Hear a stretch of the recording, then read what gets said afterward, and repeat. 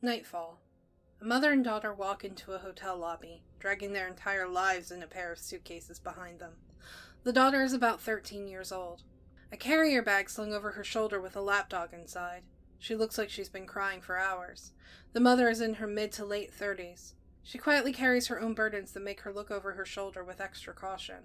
They both wear that tired, haunted expression of people who have been driving all day under the worst imaginable circumstances.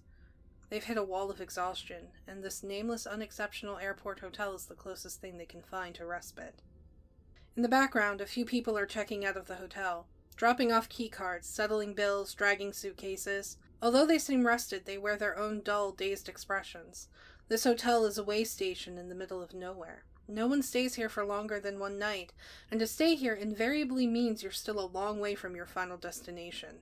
The daughter gravitates toward an old circus-themed pinball machine in a corner of the lobby. She slaps the flipper buttons a few times before realizing that the machine is dead. The dust caked on the glass suggests it's probably been sitting in disrepair for a small eternity. Disappointed, she sits on her suitcase and has a staring contest with her dog as her mother checks them in at the front desk. They make their way to the elevator banks where an airline pilot and 2 flight attendants are waiting with their luggage. They look like they've been through their own harrowing evening, but manage to smile sympathetically at the weary-looking mother and child. The older flight attendant crouches toward the daughter and admires her dog. What's his name? She's a girl. Her name's Diablo. Pretty name. She's lucky to have you. The slight frown on the daughter's face doesn't budge. An antiquated death trap with a claustrophobic cab. Parts of this hotel are clearly overdue for renovations. The aircrew lets the mother and daughter take it. The elevator lifts off with a heavy, ominous churning sound. The mother places her arm around her daughter. The daughter pulls away. They've reached a point in their trip where words are meaningless. They arrive at their floor and drag their suitcases down the carpeted hallway. The mother scans the number on the identical doors. They pass by a middle-aged man in a gray suit and glasses, carrying his suitcase into his room.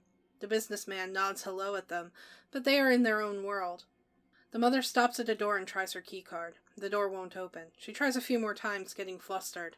The daughter sits down on the floor and hugs the carrier bag to her chest, absently noticing a patch of floral-patterned wallpaper peeling off the wall.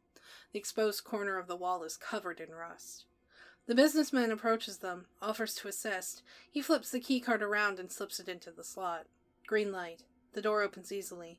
He helps carry their suitcases into their room. Thanks. An apology, and a polite invitation for him to leave. We've had a long day. I'm right next door if you need anything. He lingers a little longer than comfortable before he lets himself out. In the hallway, the businessman returns to his room as the aircrew passes by him. They head further down the hall, to the 2 adjacent rooms they've secured.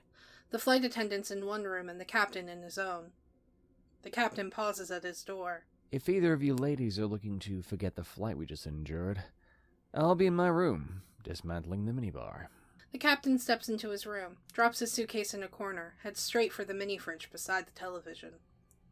The flight attendants walk into their room. The older flops on her bed as the younger begins to unbutton her uniform. The businessman sits in the dark on the edge of his bed, numbly flipping through channels. Weather, static, pay-per-view porn, static, local news. His unblinking eyes glaze beneath the sieve of his pristine glasses. The warm glow of television light reflecting off his lenses, flickering to darkness each time he changes the station, creating a strobe effect. A private ritual he's done 100 times in 100 different hotel rooms over the years. Watch him for a moment, and he just looks sad. Watch him for a few moments longer, and he looks downright insane. The mother leans against a dresser with a 1,000-yard stare. The daughter sits on the bed and lets her dog out of its carrier. The dog scampers about the hotel room and pisses in a corner. Mother and daughter are both too numb to react.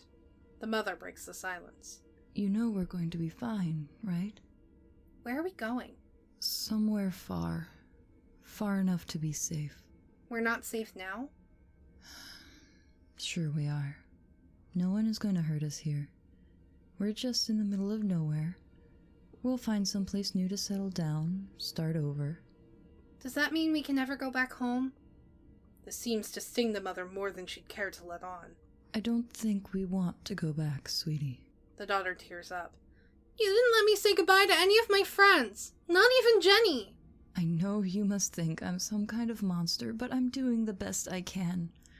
We're on our own now. I promise we'll find someplace really nice and you'll meet new friends. How do you know that? You don't even know where we're going. You think it's easy making new friends? I could be miserable. Becky, stop it. You just have to trust me. The dog leaps up onto the bed. The daughter grabs her into her lap and strokes her as she sulks. The mother walks over and sits down on the bed, at a loss for words. She picks up a laminated menu on the nightstand, sets it down before the daughter. You must be starved. I'm starved. Order us something to eat while I wash up? The mother heads to the bathroom, flicks on the aging fluorescents, a modest, inviting bathroom filled with single-use items. She closes the door, turns on the faucets, blasts the shower. Under the cover of running water, she slumps down in a corner far away from the door and has a nervous breakdown. Out in the bedroom, the daughter can hear the sounds of crying through the door. She tunes the television to a dead channel to drown out the sound, looks over the laminated menu, reaches for the phone. In the next room, the businessman listens to the sound of crying leak from the vent in his bathroom. The older flight attendant lets her hair down as she sorts through her suitcase. The younger stands by in a bathrobe, looking more shaken. How often does something like that happen? The older brushes this off. Every so often. When you do this long enough, you'll wish for nights like tonight, just to break up the monotony. What do you mean by monotony? The boredom, hun. Why didn't you just say boredom? Look, the skies can be unpredictable. Davis is the best in the business. He's been flying longer than I've been walking the aisles. We had a rough patch of air up there. That's all. Passengers get on edge when they think they might die. Was he drunk? He's strictly an off-hours drunk. He was stone cold sober tonight. How do you know? Because we're alive and not being covered by the evening news. Take a shower, Erica. Rinse off the flight. You'll feel better. The younger heads to the bathroom, runs to the shower. Calcium deposits in the shower head skew the stream and it blasts her face. She shrieks with surprise and adjusts the angle. Drops her bathrobe, steps in, steam rises up. She lathers shampoo into her hair. The surveillance camera in the room suddenly zooms in and we get a closer appraisal of her anatomy. Elsewhere, a security camera is fixed upon a figure watching the surveillance camera feeds. The watcher sits silhouetted against the light of HD screens, his attention currently focused upon the feed of the younger flight attendant taking a shower. He remotely controls the camera as he quietly observes her. The captain opens the door and lets the older flight attendant into his room. The bed is littered with empty little bottles of booze. The captain cracks the seal on a fresh bottle. Close to killing the Mini. May have to graduate to the hotel bar in the lobby. Were you drunk up there tonight? Have a drink, Heather. You're way too sober. I want to know what was going on in that cockpit. I'm gonna need you to drink a lot more before I start opening up about what happened up there. The mother steps out of the bathroom. The daughter has fallen asleep on the bed. The dog is barking as someone raps lightly on the door. The mother opens the door and lets a service attendant push a food cart into the room. How much do I... The attendant leaves without making eye contact, without saying a word. She removes the cover from a plate, revealing a burger and fries. She chews on a fry as she takes a long look at her sleeping daughter, completely at peace. The dog runs to the food cart and starts yapping at it. The mother pulls some covers over her daughter. The daughter instinctively clutches onto the sheets as she settles in. The mother grabs her purse and quietly heads out the door. A moment passes after she leaves, and then a fine white gasp billows out from beneath the food cart. The small dog's barking begins to slow, as if he were a wind-up toy winding down.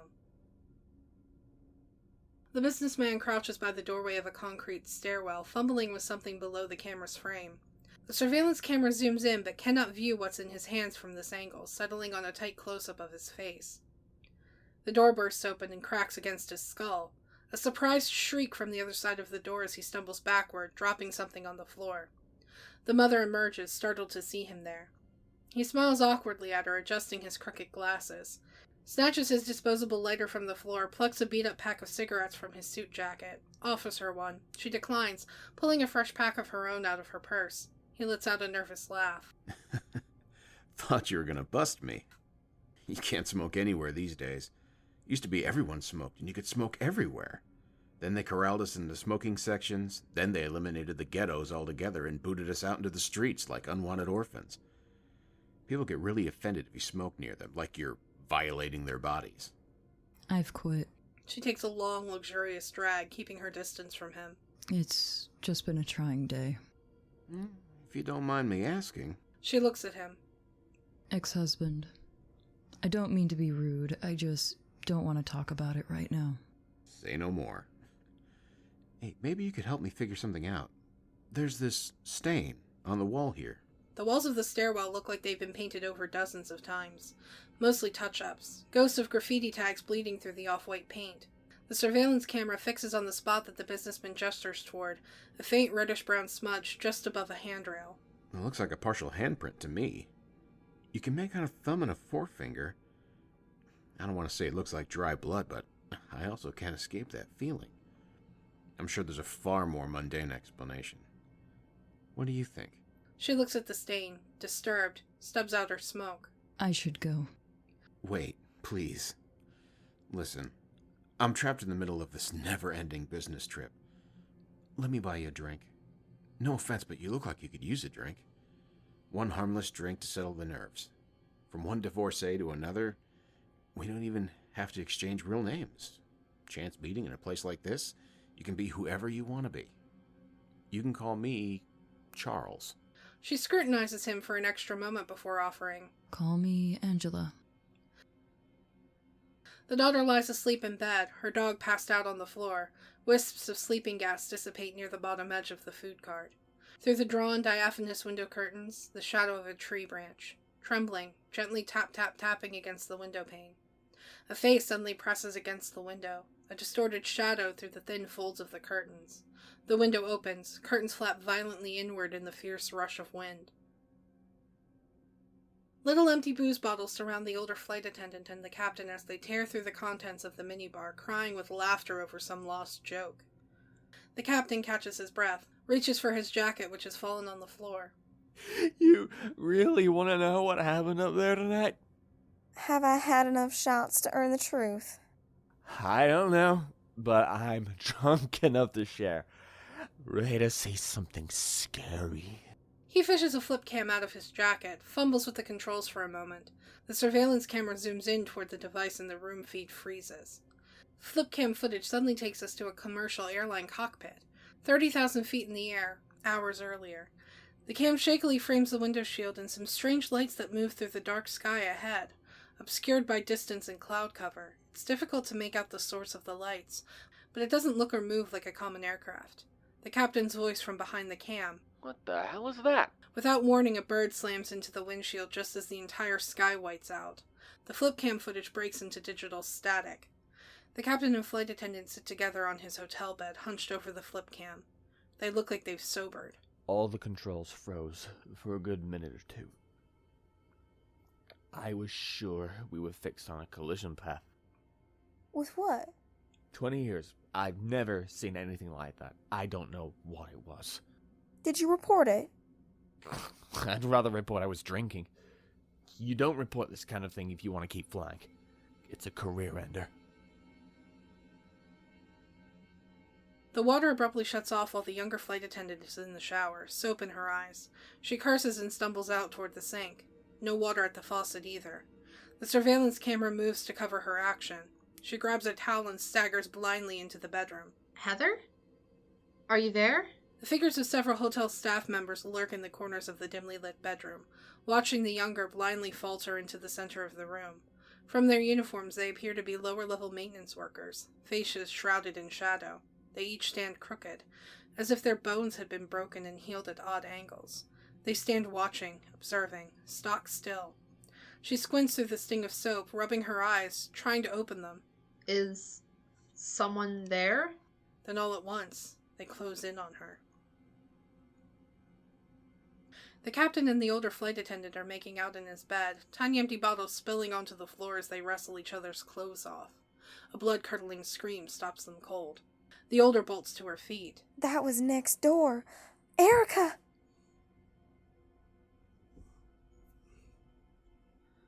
The mother and the businessman have a drink at the hotel bar. It is a small, lonely facade of a bar, only large enough to serve 3 customers a selection of bottom-shelf liquor.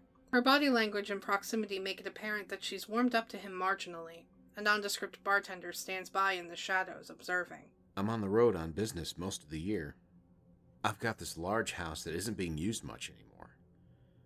I'm going to say something that's going to sound crazy because we've only just met and I've had a few drinks, but hear me out.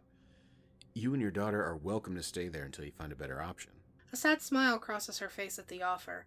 It is a smile that he recognizes as the precursor to a rejection. He stops her before she can respond. Don't say anything. You don't have to say anything just yet. Let me explain how much sense this makes. A sound suddenly rises up outside, like an airplane landing. But there's something off about it. Too much bass. Strange mechanical rhythms. The ground trembles. White light begins to flood in through the windows. The mother seems to recognize the light and sound.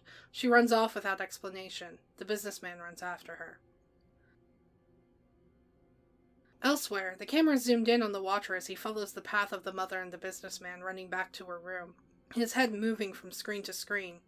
The camera slowly zooms out to reveal the massive bank of monitors spread before him, scanning the walls, rising to the ceiling, dominating this small chamber. Far more surveillance feeds than would be practical for covering the security of a modest airport hotel. The watcher manipulates his controls. Throughout the hotel, surveillance cameras in empty locations go black. We are left with a smaller clutch of monitors focused on our active guests. The older flight attendant and the captain burst into the adjacent room. The younger flight attendant has vanished. They run down the hallways, calling out her name. The mother and the businessman run down the hallway from the elevator bank. The older flight attendant rushes to them. Have you seen my friend? The other flight attendant we were with? Did you see her leaving with someone? The mother frantically pushes past them, the businessman following her into her room. The daughter has vanished. She checks the closets. Bathroom, empty. No sign of the dog either. Becky? The businessman tries to calm her down. She can't be very far. Do you think your ex found you? He tries to use his cell phone. It's dead. What? Your ex-husband. Becky's father? You told me you were running from him. He approaches the hotel landline. I wasn't entirely truthful with you earlier. Her father's been out of the picture for years. There's someone else that's been pursuing us for the past few weeks now. He clicks the landline a few times, no dial tone. Who's been pursuing you? I don't know, but it's here. What do you mean by it? All the lights throughout the hotel suddenly go out. Surveillance cameras switch to night vision as everyone begins to panic. The captain and the flight attendant make their way down a dark stairwell to the ground floor. They rush to the front desk. Nobody is there. The staff has vanished. She slaps on the service bell repeatedly. Hello? Who was the guy who checked us in earlier? I can't even remember what he looked like. Somebody help! Who's running this hotel? The captain jumps the desk and roots through drawers, finds a flashlight, grabs a stack of key cards. The mother tears through the dark hotel halls, floor by floor, the businessman at her heels, both of them calling out her daughter's name. They suddenly arrive at a floor where all the lights are on. They squint as their eyes adjust to the light. The floor is clearly undergoing some renovation. Long hallways stretch out before them, faded blue carpeting torn up in patches to reveal dirty metal grates. Floral patterned wallpaper peels down to reveal rust-covered metal walls. A thin skin of paper, paint, and carpeting seems to separate this entire hotel room from a stark raving house of horrors. The door to every room on this floor is wide open. They burst into room after room, each one nearly identical, each one completely vacant, no signs of life. Out of nowhere, the faint sound of children's laughter echoes through the halls. Is it actual laughter, or does it just sound like that? There's something about it that seems artificial when you listen carefully. They exit a room and find a maid standing down the hallway with a cleaning cart. The stocky maid's face is obscured in shadow. She seems to stare at them through the cover of mop handles, stock still. The mother and the businessman look back at her, uncertain. Hello? The maid does not move, does not respond. The businessman takes a step toward her. Excuse me. We're looking for a... The maid suddenly starts pushing her cart toward them, moving faster and faster as she advances, a sense of determination in her movement. She pulls a steel tool out of the cart that resembles a cross between a butcher cleaver and a corkscrew. The mother and the businessman duck into another room and slam the door. In the room, the businessman wedges a chair against the door handle. The handle twists frantically as the maid tries to enter, ramming her stocky frame against the door. The businessman reaches into his jacket, pulls out a gun. The maid abruptly stops banging on the door. The mother looks at his pistol. Why do you have a gun? I... She starts to back away from him. Thought you said you were a businessman. He approaches her. I am. I just keep this for protection. Don't come near me. She suddenly notices there's a small figure lying in the bed here, covered in sheets. The captain and the flight attendant make their way through the darkness of the second floor with a flashlight. A hotel staff member quietly stalks them from a distance, cropped slightly by the edges of surveillance camera frames. His uniform indicates that he works at the front desk. He slouches through the shadows with an awkward gait. The captain starts opening the doors with keycards. Empty rooms, empty bathrooms, empty closets. Every so often, they nearly catch sight of the front desk clerk who pursues them, but he always manages to stay just outside their field of light. They turn a corner in a hall and see someone standing at the far end. It's the younger flight attendant, facing away from them, just standing there, in the middle of the hallway in a bathrobe. She seems to be dripping wet. It's not from the shower. Becky? The mother rips the sheet from the bed, revealing an old wooden mannequin, its arms torn off. She picks up the mannequin and throws it against the wall.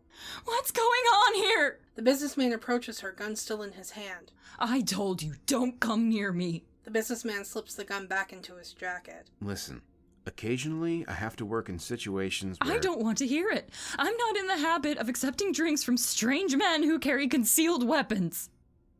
Would you rather be with someone who is unarmed right now? You have to trust me. I don't have to do anything except find my daughter and leave. The mother looks around the room, checks under the bed, opens up the closet, runs into the bathroom and pulls aside the opaque shower curtain. There's no one here. She leans against the sink. The surveillance camera behind the mirror zooms in on her face as she goes through a range of emotions. Panic, frustration, anger, fear. The camera adjusts and makes a whirring sound which she seems to notice. She stares through the mirror, directly into the camera. She sees it. She picks up a plunger and bashes the wooden handle against the mirror. The mirror cracks, shatters. The camera zooms out to a fixed wide shot. She reaches forward and takes the surveillance camera in her hands, looking straight into the lens. I want my daughter back, do you hear me? She yanks the camera out. The feed goes black. In the darkness, the older flight attendant approaches the figure of the younger, quickly at first, and then with more caution as she gets a better view. The younger stands there with her back turned, swaying lightly on her feet as if she were in a trance. She's covered in a liquid that is slightly viscous. The captain calls out from a distance. Don't touch her. The older ignores this and turns the younger toward her. Her eyes are wide open, pupils dilated. She whispers something indecipherable before she collapses into the older flight attendant's arms. Davis rushes to them. What is she covered with? She checks her vitals. She seems to be normal. All the lights on the floor suddenly blink on, along with all the televisions in the room. A distorted cacophony of different channels blares out at full volume from every open door. The mother combs through the bedroom, searching out all the hidden surveillance cameras and breaking them. The businessman looks at her curiously. What are you doing? They're watching us. They've got cameras planted all over this place. Who are they? Whoever they are, whatever they are, they want us to panic. They're toying with us, conducting some twisted psychological experiment. I think they want us to put on a show. I'm taking their show off the air. As soon as she destroys a camera, another hidden surveillance camera blinks on and whirs to focus from another hidden perspective, until our view of the room is completely turned around. The final camera frames a clearer view of the locked door. Before she can destroy the camera, the chair falls away from the door and the door clicks lightly open. The businessman draws his gun. They both tentatively step out into the hallway. It's empty. No sign of the maid. Somewhere further down the hall, the daughter's voice calls, "Mom."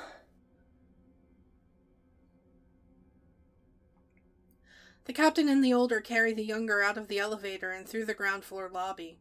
Lights and electricity have returned, but the place is still deserted. We'll get her checked out at a hospital. We should try the landlines again. Maybe they're working now? We just need to get out of here. The mother and the businessman head down the stairwell, following the sound of the daughter's voice. "Mom?" There's something slightly off about it, like the children's laughter earlier. Something synthetic. Becky, we're coming for you, sweetie. Where are you? Further down the stairwell, we see another hotel staff member descending the steps. His uniform indicates a hotel manager.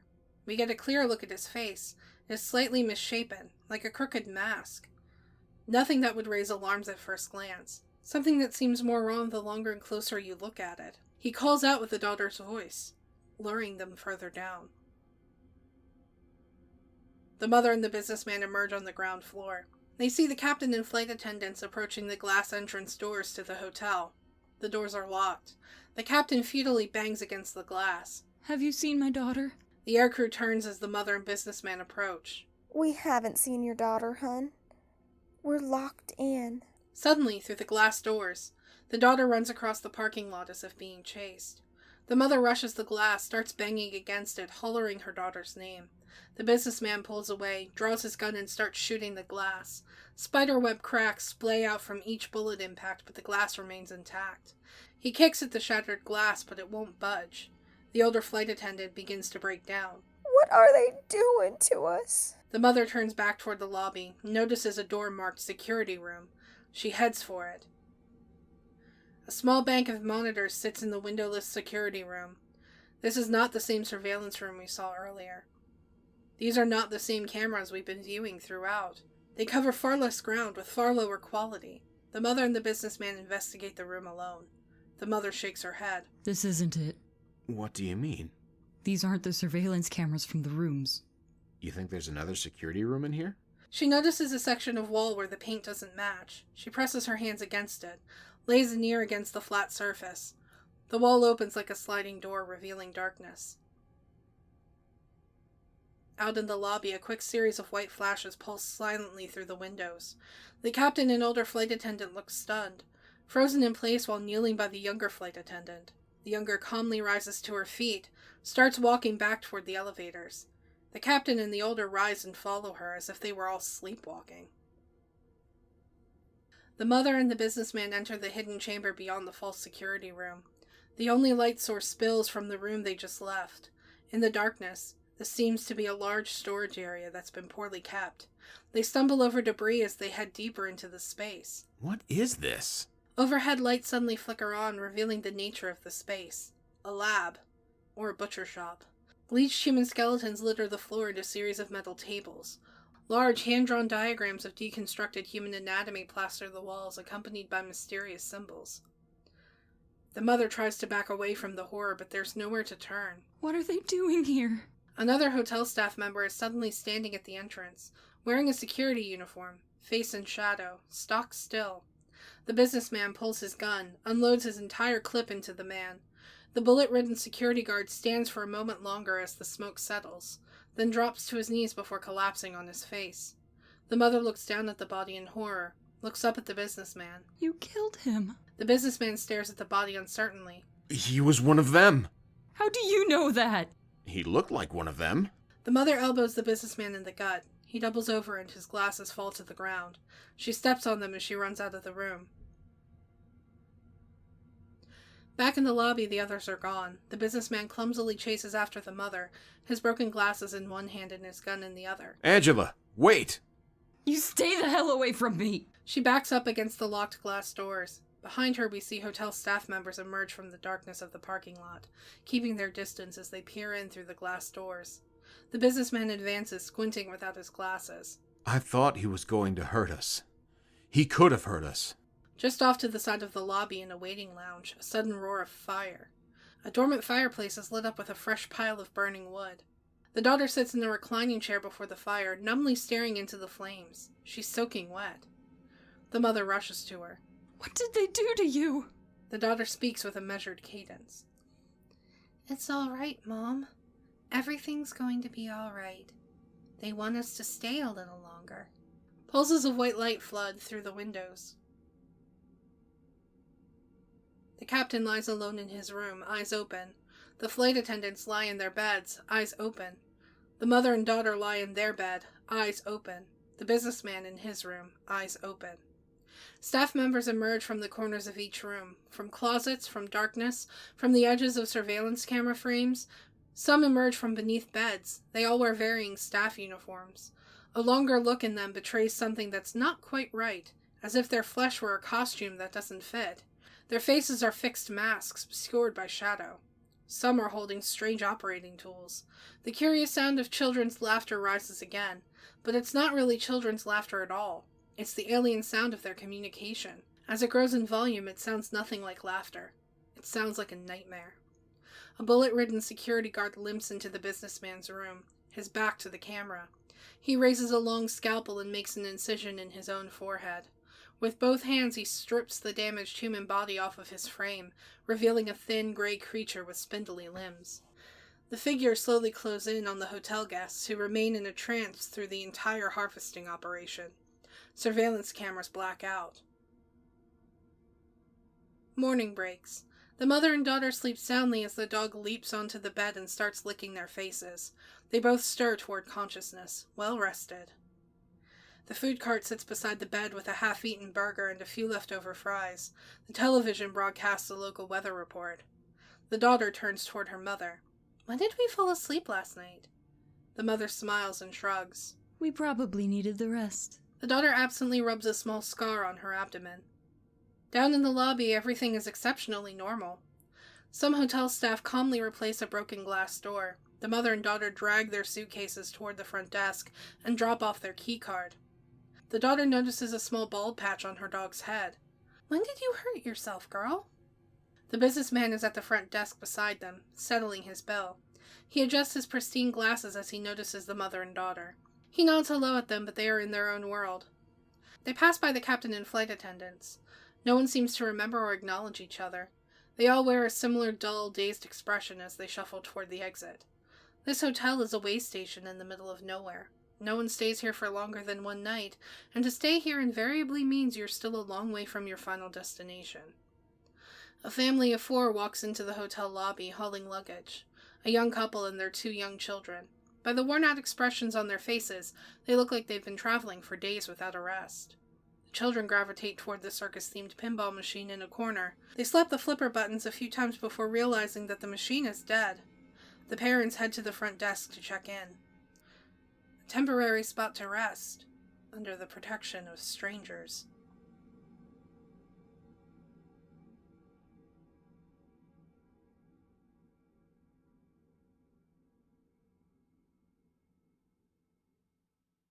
The businessman sits in the dark on the edge of